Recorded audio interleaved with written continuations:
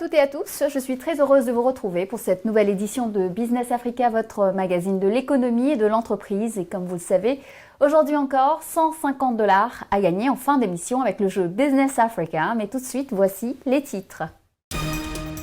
Transposer au continent la priorité de réduction des émissions à effet carbone tout en réduisant les embouteillages. Kigali tente la solution vélo électrique.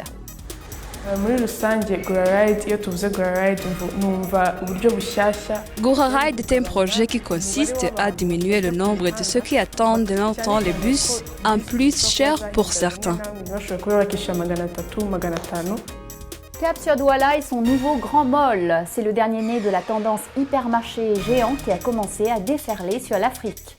Les personnes qui viennent se sentent clairement valorisées, contrairement à d'autres espaces où elles ont pu aller auparavant. Donc ce qui a rendu l'engouement très très fort.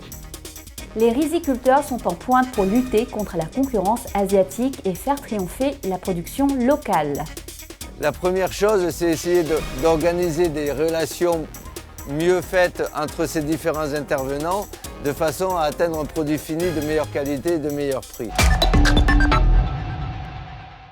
Réduire les émissions à effet carbone est plus que jamais une priorité mondiale. Mais comment y arriver concrètement ?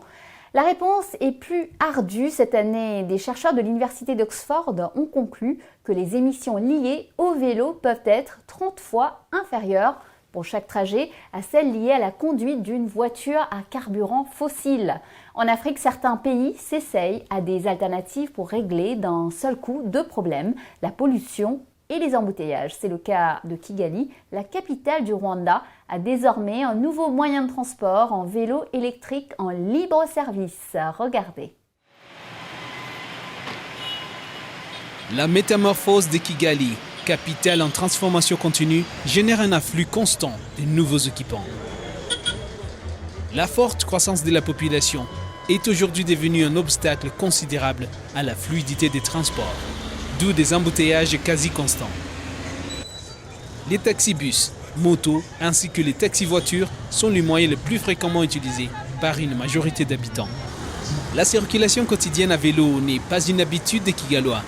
Et pourtant, GoraRide, une start-up locale, n'a pas hésité à se positionner sur ce segment.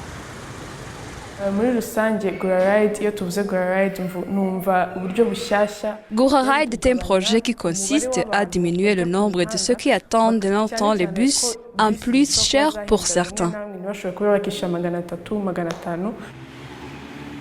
D'où cette initiative de transport public des vélos en libre service à mobilité électrique qui a reçu le feu vert de la municipalité de Kigali. L'idée de la société GoraRide, née en 2017, est d'introduire le vélo comme nouveau moyen de transport à un prix abordable pour tout le monde. Nous avons choisi le Rwanda parce que l'infrastructure des villes du pays est très favorable au transport vélo. En plus, les habitants de la ville circulent beaucoup à pied, alors cela a été un signe qu'ils aimeront faire leurs courses à vélo qu'à pied. Les vélos dans la ville, un concept reçu en Occident, est aujourd'hui importé au pays des 1000 collines. Depuis le lancement de cette initiative, 12 points de stationnement comme celui-ci sont actifs dans des carrefours de la capitale. Tout nouvel utilisateur doit d'abord télécharger l'appli GoraRide afin de bénéficier de 2 mois d'utilisation gratuite. Et les utilisateurs aiment déjà les concepts. J'ai entendu parler de ces vélos. J'ai essayé aujourd'hui. J'aime pas seulement son agilité, mais aussi le fait que je peux m'en servir pour mes courses sans problème. Ça va tout changer. Chaque vélo est doté d'un verrou électronique. Et pour le déverrouiller, il faut avoir un abonnement valide sur l'appli mobile dédiée. Après avoir effectué son trajet, l'utilisateur placera le vélo à la station de sa destination pour que le prochain utilisateur puisse en son tour l'utiliser. À tous les points de stationnement de vélo, les utilisateurs s'inscrivent dans les cahiers en présentant leur identité et numéro de téléphone. Nos collègues Angèle expliquent comment procéder en commençant par télécharger l'appli nécessaire pour profiter de 2 mois gratuits et créer un compte, les voies réservées aux vélos et les zones de circulation.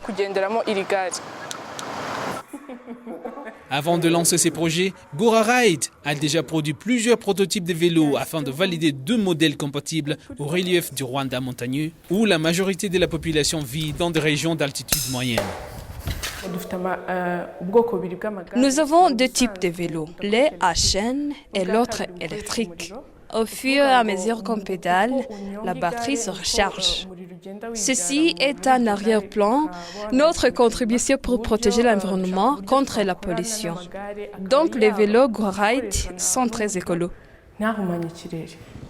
En couleur verte, jaune et bleue du drapeau national, certains jeunes utilisateurs sont habitués déjà à rouler régulièrement à vélo. Simbi Adlaïde, une habitante de la capitale, reconnaît la différence entre le vélo habituel et celui de Guraride. La différence est que le vélo connu par tous nécessite une vie forcée de pédaler. Mais avec celui de Guraride, je suis à l'aise. À cause de son élégance, sur mon trajet, tout le monde le contemple. Derrière cette innovation se trouve Umuhoza Pamela Ella. Elle dirige un groupe de jeunes qui gèrent en distance l'utilisation de vélos. Ils peuvent suivre en temps réel le parcours de clients pour éviter soit l'endommagement ou vol. Les vélos de Guraride sont importés par pièces détachées. La start-up a mis en place l'atelier d'assemblage et de réparation. Voici Donat, un des techniciens en charge d'assembler le vélo. Pièce par pièce, jusqu'à l'essayage, Donat et son collègue parviennent à construire un vélo pendant plus ou moins 25 minutes. Ils sont également formés à la maintenance. C'est ici que nous procédons à l'assemblage et maintenance. Nous avons été formés pour cela. Nous sommes prêts pour intervenir à tout moment. Comme tout le monde ne conduit pas de la même manière, je crois que la crevaison aura été notre pire cauchemar. Mais nos pneus sont écrévables. Vu la qualité de nos vélos, nous pouvons envisager la maintenance régulière chaque 3 semaines. Guraride collabore avec les autorités de la ville de Kigali et d'autres districts du Rwanda afin de placer les postes de stationnement dans plusieurs quartiers et fixer le prix officiel qui variera entre 100 francs et 200 francs rwandais le trajet. Guraride a pour le moment investi dans la fabrication de plus de centaines de vélos. 80 sont en circulation dans la capitale et d'autres vont bientôt circuler également à l'intérieur du pays. Et les grandes entreprises qui travaillent en Afrique prennent aussi de plus en plus au sérieux l'enjeu d'assurer une production d'électricité suffisante à la population tout en respectant des objectifs de neutralité carbone. C'est le cas par exemple du groupe CFAO. Cette société multinationale est un leader de la distribution automobile, des produits et services pharmaceutiques ainsi que de la gestion de centres commerciaux en Afrique. Et elle ambitionne aujourd'hui de se positionner sur le marché des énergies renouvelables. J'ai rencontré à Dakar son président, Richard Biel, et je lui ai demandé comment son groupe abordait la question de la neutralité carbone en Afrique. Écoutons-le. L'Afrique émet moins de 4% des émissions de CO2 dans le monde, donc une partie réduite, mais à l'inverse, c'est une des principales victimes des conséquences du réchauffement climatique, avec des conséquences de montée des eaux, de sécheresse, de migration des populations. Donc il y a vraiment un enjeu très fort pour l'Afrique. Il y a un premier enjeu, c'est déjà d'assurer la production d'électricité en quantité suffisante. Déjà, ça, c'est le premier enjeu primordial. Et puis ensuite, de faire en sorte que cette électricité soit d'origine renouvelable. Et là, il y a, je pense, un champ énorme de projets, de déploiement de projets dans tous les pays. Il y a des projets qui sont financés par le Japon, des projets qui sont financés par l'Europe, d'autres qui sont financés par la Chine. Pour ce qui concerne CFAO, on a pris des engagements. On est émetteur de CO2, comme toutes les entreprises dans le monde. L'engagement qu'on a pris, c'est de diviser par 2 d'ici 2030 nos émissions de carbone. On a commencé à mesurer précisément ces émissions. On sait maintenant à quelle hauteur on émet du CO2. C'est 124 000 tonnes, donc pour donner le chiffre précis, on sait où, on sait comment. 2 tiers par l'électricité, 1 tiers par les consommations de carburant. On a un plan d'action extrêmement précis pour faire en sorte d'équiper tous nos sites de panneaux solaires dans un premier temps. Donc ça, c'est un volet. Le deuxième volet, ce sera de contribuer autant qu'on puisse le faire et aussi rapidement qu'on puisse le faire, à un remplacement des véhicules thermiques par des véhicules hybrides dans un premier temps. On commencera à en commercialiser l'année prochaine et puis électriques quand les infrastructures permettront de commercialiser des véhicules électriques en Afrique. Donc un très beau challenge qui vient s'ajouter aux autres, mais qui motive les équipes et qui correspond, je dirais, à une prise de conscience depuis le Covid, qu'on ne pouvait plus continuer à regarder ce sujet-là de manière théorique, mais qu'il fallait vraiment mettre un plan d'action sur la table. C'était Richard Biel, le PDG de CFAO. La Bourse du Kenya vient justement de publier un guide des normes de communication d'information en matière environnementale, sociale et liée à la gouvernance. C'est ce qu'on appelle les normes ESG. L'idée est d'aligner ces informations fournies par les entreprises cotées à Nairobi sur les critères internationaux utilisés par les marchés financiers étrangers. La Bourse de Nairobi a précisé que les entreprises cotées sur son marché disposaient d'un délai d'1 an pour se familiariser avec ces normes de reporting ESG. Plusieurs bourses africaines comme celle d'Égypte, du Nigeria et du Botswana les ont déjà adoptées. Je me tourne maintenant vers le Cameroun pour notre deuxième reportage et particulièrement vers Douala. Dans cette métropole économique plébiscitée par le monde des affaires, le plus grand centre commercial de l'Afrique centrale s'est ouvert il y a quelques mois. Ces grands magasins adossés à des galeries marchandes de boutiques et même des complexes de cinéma séduisent un nombre croissant de citadins, comme l'a constaté notre journaliste Aboubakar Siddiq Mounchili. Regardez. Douala, métropole économique du Cameroun. À quelques jets de pierre de l'aéroport international, le Douala Grand Mall s'impose de lui-même. Ce gigantesque espace commercial abrite des entreprises et enseignes tant nationales qu'internationales qui offrent tout type de produits, parfois à des prix à portée de tous, des services et des opportunités, de quoi satisfaire la demande d'une population sans cesse à la recherche des facilités et des nouveautés. Franchement, j'ai été très surprise de voir qu'il y avait tout. Quand je vois comment j'ai payé les excédents de bagages, parce que je me disais qu'il faut que je prenne, si je prenne ça. Pourtant ici à Carrefour, j'ai trouvé tout ce que j'ai à Carrefour là-bas et à des prix parfois même légèrement inférieurs. Pour toutes les raisons, les clients et autres visiteurs défilent ici près de 10 000 personnes par jour. D'après les responsables de ce centre, le Douala Grand Mall allie à la fois commerce, divertissement et loisirs.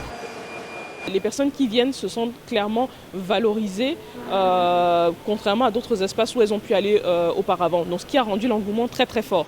160 magasins et boutiques, un grand parking souterrain, un multiplex de 5 salles de cinéma, un supermarché qui fait courir des services de banque, de téléphonie, d'assurance et de pharmacie, des offres de tout genre et la liste est longue. Plus grand centre commercial de la zone CEMAC, la communauté économique et monétaire de l'Afrique centrale, le Douala Grand Mall est implanté sur une surface de 18 500 mètres carrés, de quoi offrir de la place à toutes sortes d'entreprises imaginables à la conquête des clients, avec un accent particulier mis sur le Made in Cameroun. Ici, nous proposons du Made in Cameroun parce que l'objectif est de promouvoir le Made in Cameroun, de faire comprendre à nos amis étrangers que les Camerounais peuvent faire de belles choses. Par exemple, des chaussures comme ça, on les fait au Cameroun. Tout le matériel que nous utilisons, c'est fait au Cameroun. Il y en a certains qui sont tissés à la main. Les responsables de Douala Grand Mall mettent en avant 4500 emplois directs et indirects qui devraient être générés par les activités commerciales du centre.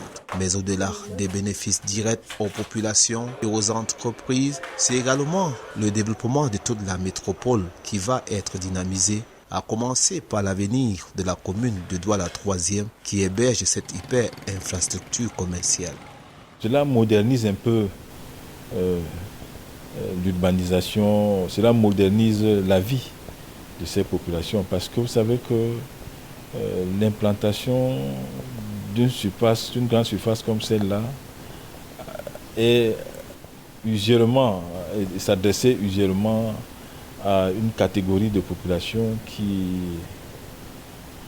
on pensait aisée, très aisée, mais aujourd'hui on se rend compte que c'est tout le monde qui trouve son compte dans ces magasins. Nous, on est vraiment satisfaits parce que cela réoriente les pôles de demande, c'est-à-dire au niveau de la circulation. On sait qu'il fallait aller à quoi? Il fallait aller pour faire ce genre d'achat. Aujourd'hui, on viendrait vers chez nous pour se ravitailler. avec un taux d'occupation d'un peu plus de 70%, près de 4 mois seulement après son ouverture officielle en décembre 2020.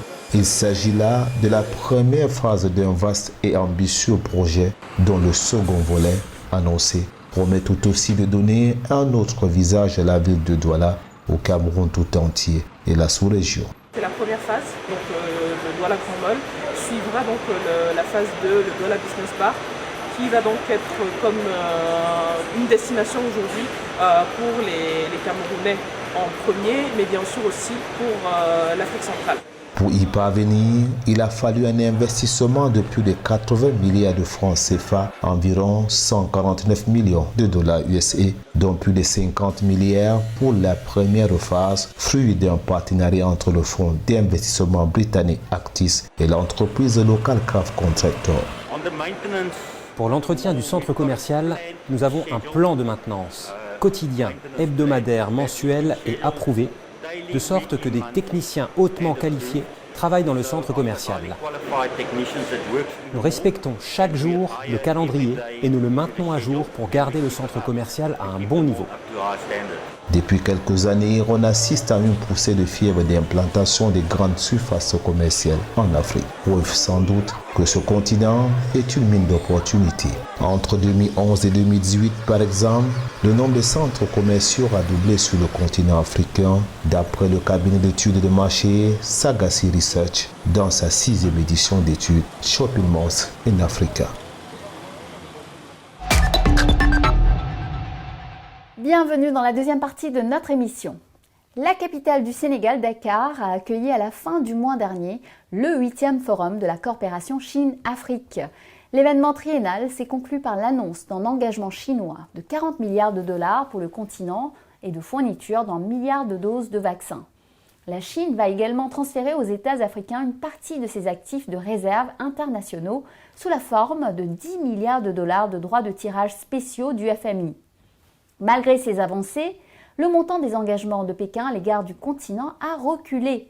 Pour en discuter, je suis rejointe depuis Rabat au Maroc par Redouane Naja, chercheur au think tank marocain The Policy Center for the New South et auteur du rapport « La diplomatie des forums de la Chine en Afrique ». Le FOCAC 2021 apportera-t-il des surprises? Bonjour Redouane Naja et bienvenue sur Business Africa. Alors, je vous pose la question, 40 milliards de dollars d'engagement de la Chine à l'égard du continent au lieu de 60 milliards lors du forum précédent. Est-ce que vous êtes surpris? Non, ce n'est pas une surprise. D'ailleurs, comme je l'ai indiqué dans mon policy brief que j'ai consacré à la diplomatie des forums de la Chine en Afrique, le financement de développement a été revu à la baisse. Donc, la Chine s'est engagée à financer, à investir directement 20 milliards de dollars sur le continent, 10 milliards via sa part de la nouvelle allocation de droits de tirage spécial. Pour leur part, les entreprises chinoises sont appelées à investir au moins 10 milliards de dollars, ce qui fait un total de 40 milliards de dollars. C'est environ 33% de moins par rapport aux autres FOCAS. Deux derniers FOCAS au FOCAC de 2015 et 2018. Ce recul, pour moi, est dû à la pandémie de la COVID-19 qui a occupé une place, je dirais, importante dans les discussions du FOCAC.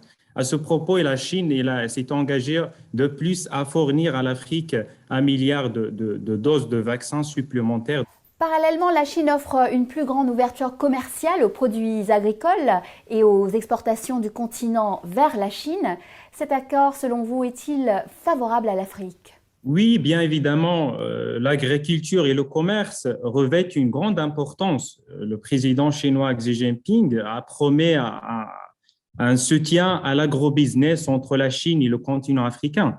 Pékin ouvrira des corridors verts pour les exportations vers la Chine des produits agricoles africains. Il élargira de plus davantage les catégories de produits bénéficiant de l'exemption de droits de douane pour porter le volume total des importations chinoises en provenance de l'Afrique à 300 milliards de dollars dans ces 3 années à venir. Bien sûr, l'aide à ce secteur de la part de la Chine est une attente forte du Sénégal, entre autres des pays africains, en quête de développement. Et la Chine est un énorme marché pour l'agriculture africaine. Donc la coopération séno-africaine dans ce domaine est aussi le moyen pour la Chine d'assurer sa sécurité alimentaire. Et n'oublions pas que la population chinoise compte 1,4 milliard.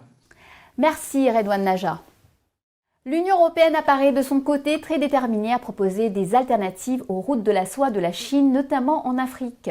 Elle vient d'annoncer qu'elle allait mobiliser 300 milliards d'euros d'ici 2027 pour des investissements dans des projets d'infrastructures publiques et privées. Le programme Global Gateway, ou Portail mondial en français, entend proposer des termes favorables pour limiter la dette des pays en voie de développement, assortis de règles d'adhésion aux droits de propriété intellectuelle et de standards de droits des hommes et de protection des travailleurs. Arriver à vaincre la concurrence du riz asiatique, c'est la priorité au Sénégal. Dans ce pays d'Afrique de l'Ouest, les riziculteurs ont du mal à écouler leur production, mais d'importantes quantités sont toujours importées. Le Sénégal est d'ailleurs le deuxième importateur de riz en Afrique après le Nigeria. Comment sortir de cet engrenage? Notre journaliste Éric Mounier a posé la question aux agriculteurs sénégalais. Regardez. L'Afrique de l'Ouest importe pour plus de 1,5 milliard d'euros de riz chaque année. Ici, sur le port de Dakar, 80% de la consommation des Sénégalais arrive d'Asie et d'Amérique du Sud. Pourtant, même s'il est généralement de moins bonne qualité, le riz local est beaucoup moins cher. Mais les riziculteurs locaux n'arrivent pas à fournir les quantités suffisantes. Pourtant, le pays dispose d'un territoire exceptionnel. Avant de se jeter dans la mer, le fleuve Sénégal forme un immense delta avec un potentiel de 250 000 hectares cultivables. Aujourd'hui, seulement un quart est exploité pour la culture du riz, majoritairement par de petites exploitations familiales. Je divise mon champ en 3 parties, avec des riz différents sur chacune d'elles. Ces variétés n'ont pas les mêmes qualités. Par exemple, la 177 est parfumée. Je la garde pour la consommation, et ce sont les autres variétés que je vends sur le marché. Comme M. Diop, la plupart des agriculteurs gardent une moitié de la production pour leur consommation personnelle et vendent l'autre moitié. Au moment de la récolte, le riz est débarrassé de sa tige et de sa fleur. C'est ce qu'on appelle le paddy. Ensuite, il est transformé par les riziers qui le décortiquent et le blanchissent. Il est alors prêt à la consommation. Pour environ 100 kg de riz récolté, il reste à peu près 66 kg après les transformations nécessaires. Au total, les riziculteurs sénégalais fournissent 150 000 tonnes de riz consommable, très en deçà de la demande du pays, estimée à plus de 600 000 tonnes. Depuis 2008, l'État sénégalais a lancé de grands travaux pour aménager le site du delta du fleuve et augmenter la production de riz. Il est prévu qu'on ait au moins 1 million de tonnes donc de riz blanc, ce qui correspondrait à 1 500 000 tonnes de riz paddy, avec ça concerné tout le Sénégal. Et la part de la vallée en ce moment tournerait autour de 950 000 tonnes. Le riz est gourmand en eau et pour augmenter les surfaces de production, de très nombreux travaux d'irrigation sont nécessaires. Le coût d'aménagement oscille entre 4 et 5 millions de francs CFA à l'hectare, soit entre 7 et 8 000 euros pris en charge par l'État sénégalais. Ce dernier bénéficie également du soutien financier de bailleurs de fonds, comme l'Agence française de développement. C'est le cas pour cette parcelle de 2500 hectares en cours d'aménagement, dont les terres seront ensuite réparties à des agriculteurs privés. On a fait des lots de 5, 10, 25, 50 hectares qui vont être attribués après une procédure compétitive à des demandeurs de parcelles, donc qui vont être jugés en fonction de leur capacité à devenir ces agriculteurs privés et qui développent leur activité et dans des conditions économiques très rentables. Le passage d'une agriculture familiale et artisanale à une agriculture orientée vers la rentabilité impose de nouveaux circuits de commercialisation. Faute d'un accord avant la récolte, les producteurs dépendent totalement de l'offre et de la demande et n'ont aucun moyen de se prémunir contre une baisse brutale des cours, due par exemple à un surplus de production. Un manque de coordination qui pénalise aussi la commercialisation du riz. À 400 km de là, à Dakar, la société Sencom est un des 5 plus importants importateurs de riz. Il y a quelques années, sa directrice décide de tenter l'expérience de commercialiser du riz local. Une tentative qui s'est soldée par un échec, faute d'approvisionnement. On s'était inscrit dans la qualité. Donc l'usine, on lui avait fixé des normes pour cette riz. Ils étaient capables de le faire, ils étaient outillés pour le faire. Mais le problème, c'était le problème d'approvisionnement en riz paddy. Donc sur une année, on n'a même pas pu faire 1000 tonnes, sur toute une année. Donc c'était assez décourageant. C'est l'un des grands chantiers du secteur du riz. La création d'une organisation dans laquelle tous les partenaires s'entendent avant les récoltes. Une façon d'assurer une meilleure cohérence entre la production et la commercialisation. La première chose, c'est essayer d'organiser des relations mieux faites entre ces différents intervenants de façon à atteindre un produit fini de meilleure qualité et de meilleur prix. Si le produit fini se vend à un meilleur prix, in fine, tous les partenaires en bénéficient. Cette organisation interprofessionnelle concernerait les producteurs, les grossistes et importateurs, les commerçants locaux et les riziers. Elle permettrait certainement d'approvisionner correctement le marché de Dakar. Là, sur les étals, il pourrait concurrencer le riz asiatique. Et ce sont les ménagères sénégalaises qui trancheront entre les deux. C'est de l'importé, c'est du bon riz. À chaque fois, j'en prends pour moi et mes parents. Oui, c'est vrai que beaucoup de gens achètent le riz importé. Mais pour moi, le local est moins cher et meilleur. Avant, je ne consommais que du riz importé. Mais maintenant, je prends du riz local uniquement. Je le trouve meilleur et surtout, on dit qu'il est bon contre le diabète. Parce qu'il a moins de sucre que le riz importé. La filière sénégalaise du riz est à l'aube d'une nouvelle ère avec de nouveaux aménagements, des variétés de meilleure qualité et une interprofession organisée. Mais ces mesures ont un coût et cela pourrait avoir un impact sur le prix du riz sur les marchés. Les acteurs de la filière devront alors s'entendre pour rester concurrentiels face au riz asiatique. À défaut, c'est l'ensemble du secteur qui pourrait être menacé. Voilà, c'est le moment de récompenser les fidèles de Business Africa. À vous de répondre aux questions qui suivent. Si vous êtes tiré au sort parmi ceux ou celles qui auront donné les bonnes réponses, vous gagnerez 150 $. Il s'agit du jeu numéro 565. Tous à vos crayons, écoutez bien les 2 questions qui suivent et bonne chance à vous. Première question. Que loue Gura Ride au Rwanda? Des voitures, des vélos électriques, des camionnettes. Deuxième question. Combien de magasins et boutiques compte-t-on au Douala Grand Mall? 5, 76 ou 160? Vous connaissez les réponses, vous pouvez participer dès maintenant en allant sur notre site internet africaonair.com à la page replay. Répondez aux questions, remplissez bien votre formulaire et bonne chance à vous. Surtout, n'oubliez pas d'indiquer vos coordonnées, nom, adresse, téléphone, mail et le numéro du jeu auquel vous participez avec les réponses bien sûr. Ce jeu par exemple est le numéro 565. Le gagnant recevra 150 $. Rendez-vous sur notre site africaonair.com à la page replay pour les modalités. Félicitations, vous avez donné les bonnes réponses de notre émission numéro 564. Le nom de notre gagnant s'affiche à l'écran. Petit rappel. Première question. Que produit l'entreprise familiale Lowa en RDC? Réponse, du chocolat. Deuxième question. Combien de têtes a le troupeau de bétail de Simon Ilwindi en Zambie? Réponse, 110. Voilà, Business Africa, c'est fini pour aujourd'hui. Je vous retrouve la semaine prochaine, même chaîne, même heure, pour Initiative Africa. Je vous proposerai de revoir ensemble les meilleurs moments de nos interviews de l'année. En attendant, vous pouvez bien évidemment revoir cette émission sur notre nouveau site internet africaonair.com ainsi que sur tous nos réseaux sociaux. N'hésitez pas à liker, partager et commenter en utilisant le hashtag Business Africa. Prenez soin de vous et à la semaine prochaine.